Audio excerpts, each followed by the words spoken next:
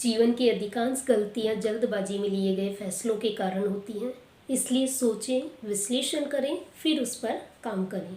तो वंदे मातरम बच्चों। तो आज हम न्यू टॉपिक स्टार्ट करेंगे। अपना कौन सा टॉपिक है? तो love start the colligative properties. तो write down the next topic, colligative properties. तो in continuation of the solution, तो नेक्स्ट टॉपिक, तो what is the meaning of colligative? Colligative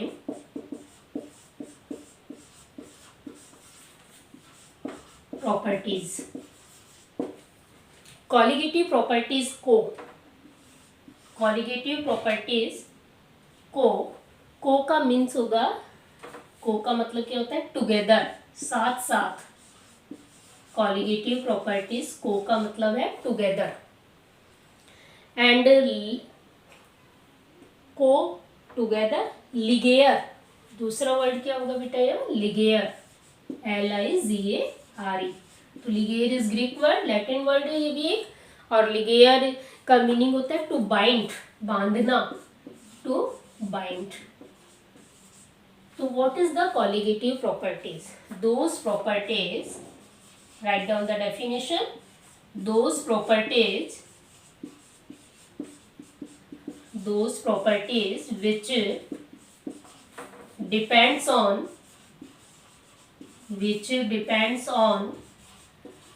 number of solute particle, not the nature, number of solute particles. So those properties which depend on the number of solute particle is called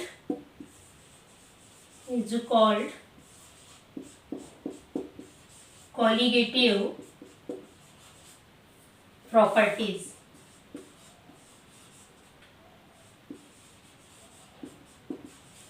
Clear? तो what is the meaning of colligative properties? Those properties which depend on the number of particles of the solute. तो solute particles के nature पर depend नहीं करती, number पर depend करती हैं। जितने ज़्यादा नंबर होंगे colligative properties उतनी ही ज़्यादा होगी। तो there are 4 colligative properties. तो we will discuss here 4 colligative properties. First कौन सी है बेटा? Relative lowering in vapor pressure.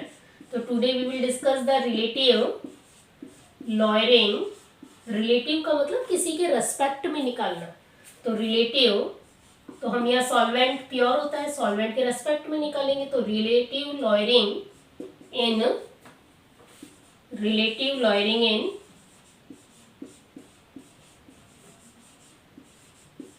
Vapour pressure.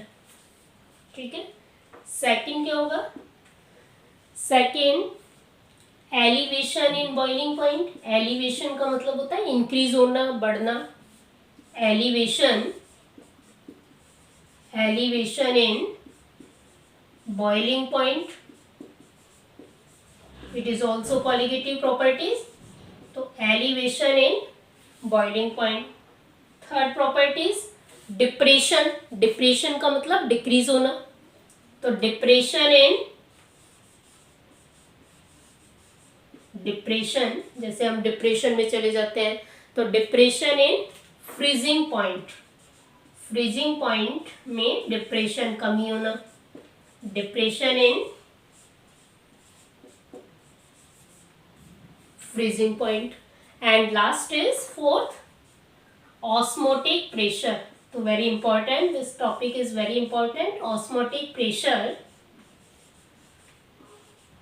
So we will discuss osmosis here also.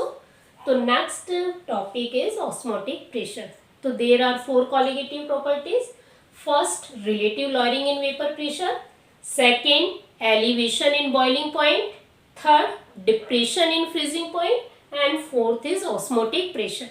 Clear? So what is the colligative properties? Those properties which depends on the number of solute particles.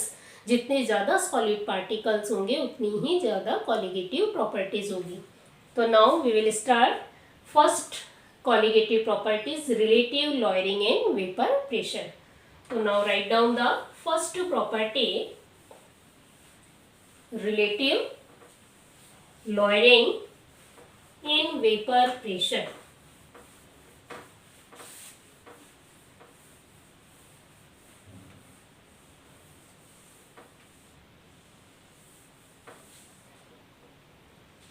First trick है बेटा, relative lowering in vapour relative lowering in vapour pressure. अब कैसे याद करना है इसे? तो relative का मतलब एक तो आपको ये याद रखना है कि हम प्योर स्टेट प्योर सॉल्वेंट के रेस्पेक्ट में निकाल रहे हैं। Lawyering in vapour pressure is not a colligative properties, but relative lawyering pressure is a vapour pressure is a colligative properties. अब यहाँ हम बाइनरी सॉल्यूशन का एग्जांपल लेंगे। Suppose if solute is non volatile. अब यहाँ हम क्या कंडीशन ले रहे हैं? सॉल्यूट आपका कैसा है बेटा? नॉन वॉलेटाइल है। अगर सॉल्यूट नॉन वॉलेटाइल है इट मीन्स इसका जो वेपर प्रेशर होगा वो क्या होगा? 0 होगा। तो there will be no contribution. तो सॉल्यूट अगर नॉन वॉलेटाइल है तो इसका कंट्रीब्यूशन क्या होगा? No contribution in vapour pressure. तो no contribution, there is no contribution in vapour pressure. तो relative lowering in vapour pressure, तो when we add solute in solvent and solute is non volatile, there is no contribution in its vapour pressure. So when we add non-volatile solute in solvent, the vapor pressure of the solution is decreased. So relative lowering vapor pressure means when non-volatile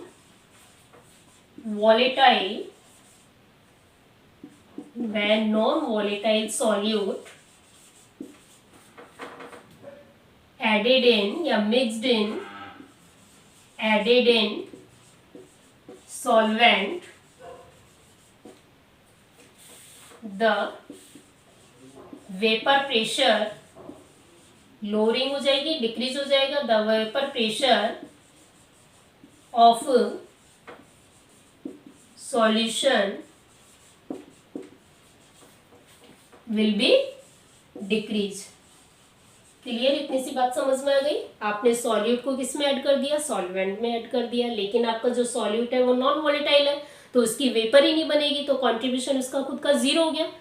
तो जब आप solute को solvent में add कर रहे हैं तो solute क्या कर रहा है? सॉल्वेंट की सरफेस को कवर कर रहा है, तो वेपर प्रेशर कम बन पाती है, इसलिए वेपर प्रेशर सॉल्यूशन की क्या हो गई? डिक्रीज हो गई। क्लियर?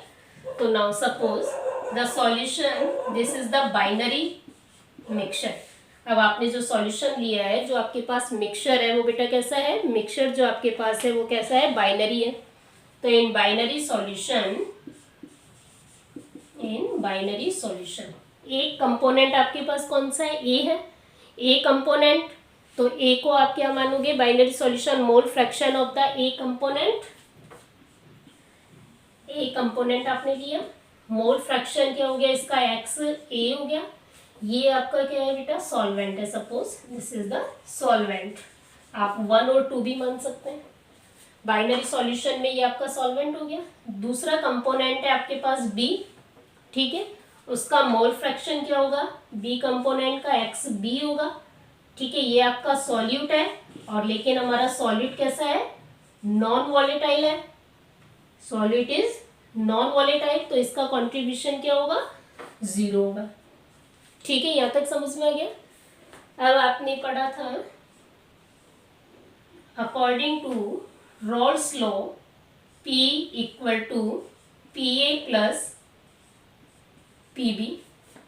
तो अकॉर्डिंग टू रॉल्स लॉ, तो रॉल्स लॉ आपको याद है, vapour pressure is directly proportional to the mole fraction of that component। तो हमने ऑलरेडी पढ़ चुके हैं। तो P equal to PA plus PB, ये टोटल वेपर प्रेशर हो गया। पीबी का कंट्रीब्यूशन क्या है, यहाँ पीबी का 0 है, ठीक है। तो P इक्वल टू क्या हो गया, अब आपके पास पी ए है, ये मेरे पास फर्स्ट इक्वेशन आ गई। अब रॉल्स लॉ हमने पढ़ा था, तो P प्रोपोर्शनल टू, अब P कौन सा कंपोनेंट लेना है आपको, A लेना है, क्योंकि B का कंट्रीब्यूशन तो है ही नहीं। P A proportional to X A, clear. तो P A equal to P A not X A, यहाँ तो कोई प्रॉब्लम। टोटल वेपर प्रेशर हमारा किसके इक्वल है, केवल सॉल्वेंट के, क्योंकि पीबी का कोई कंट्रीब्यूशन नहीं है यहाँ। तो according to Raoult's law, mole fraction of the solute is directly proportional to the partial pressure of the solute. तो P A equal to P A not plus X A, यहाँ तक note करने। तो now we will continue. तो let's see, now write down the next step.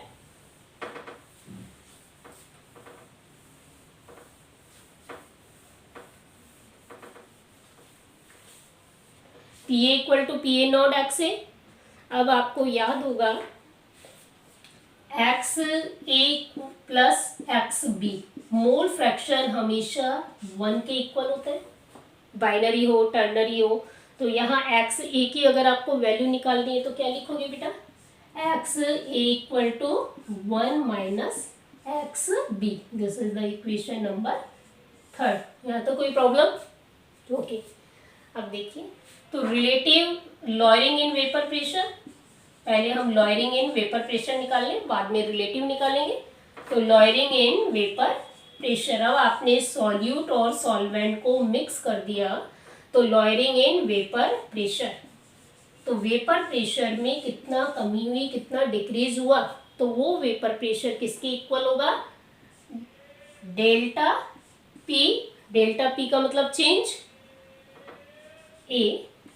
अब lawyering in vapour pressure कितना होगा, ये तो हो गया प्योर स्टेट में, वेपर प्रेशर ज़्यादा था सॉल्वेंट का, जैसे ही आपने सॉल्यूट मिक्स किया वेपर प्रेशर क्या हो गया, कम हो गया। तो lowering in vapour pressure P A not minus P A, equation number 4, clear. तो lowering in vapour pressure delta P A equal to P A not minus P A. अब इक्वेशन नंबर आपकी 4 है और ये इक्वेशन नंबर 2 है। 2 से आप 4 में वैल्यू पुट कर दें। तो now put the value from the equation number 2 and 4। अब आप इक्वेशन नंबर 2 और 4 को चेक करें। 2 में आपके पास है P A equal to P A not X A, ठीक है। एक्स ए की वैल्यू अभी हम यहाँ पुट कर देंगे। तो let's see the next point. तो पी ए इक्वल टू, तो delta P A equal to P A not minus P A की वैल्यू क्या है बेटा, P A not X A. यहाँ तो कोई problem, delta P A equal to P A not minus P A आ गया था हमारे पास। Lowering in vapour pressure P A not क्यों है ज़्यादा, क्योंकि जैसे ही हमने सॉल्यूट ऐड किया तो वेपर प्रेशर क्या हो गया, कम हो गया सॉल्यूशन का। अब है एक्स ए की वैल्यू पुट कर दो। अब now equation from the equation number 3। अब इक्वेशन नंबर 3 में आपको एक्स ए की वैल्यू दी हुई है। तो now put the value delta P A equal to P A not minus P A not 1 minus X B, it's clear. अब multiply कर दो बेटा, delta P A equal to P A not minus P A not minus minus plus हो जाएगा P A not X B, P A not X B, P A not से P A not cancel, तो delta P A equal to P A not X B. अब ये आपके पास क्या निकला है, लॉयरिंग इन वेपर प्रेशर। अब आपको relative lowering in vapour pressure कैसा निकालेंगे, पी ए नॉट को हम यहाँ नीचे लिए हैं, इससे डिवाइड कर दें, तो यहाँ तक आप नोट कर लें। तो now next step,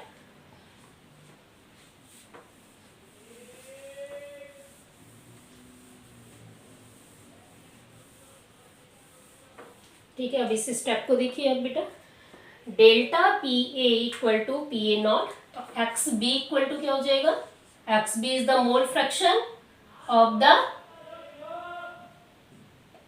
x B equal to delta P A upon P A not. यहाँ तो कोई प्रॉब्लम है आपको?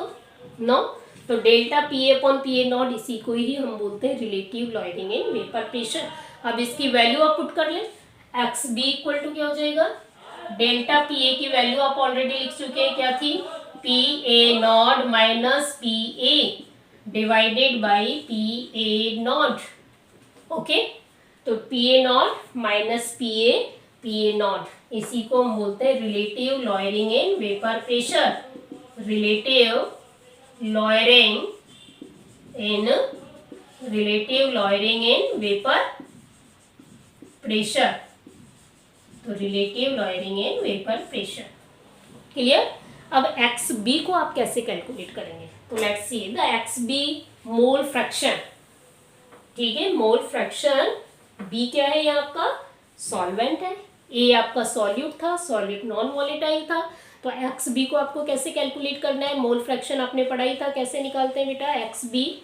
तो relative lowering in vapour pressure is equal to the mole fraction. क्या कंक्लूजन निकला, relative lowering in vapour pressure is equal to the mole fraction. तो X B equal to आप लिखें, X B equal to mole fraction, mole of that component, total mole of all component in the solution. आपके दो component है, तो N B upon N A plus N B. अब N B कैसे निकालते हैं, मोल कैसे निकालते हो, एन बी क्या है या मोल, और किसका निकालना है आपको, बी का निकालना है। तो N B equal to weight upon molar mass. A का निकालना है आपको, ए का कैसे निकालोगे, mole, weight upon that component and molar mass. W A and W B, W A and W B, ये दोनों तो बेटा क्या है, वेट, वेट बोलते हैं इन्हें हम, मास बोलते हैं। तो weight of A component, A आपका क्या था, सॉल्यूट था, ठीक है, और weight of B, weight of B, आप ए और बी अपनी मर्जी से सॉल्यूट सॉल्वेंट चेंज कर सकते हैं। M A molar mass, molar mass है ये of A component, and M B क्या है बेटा, मोलर मास ऑफ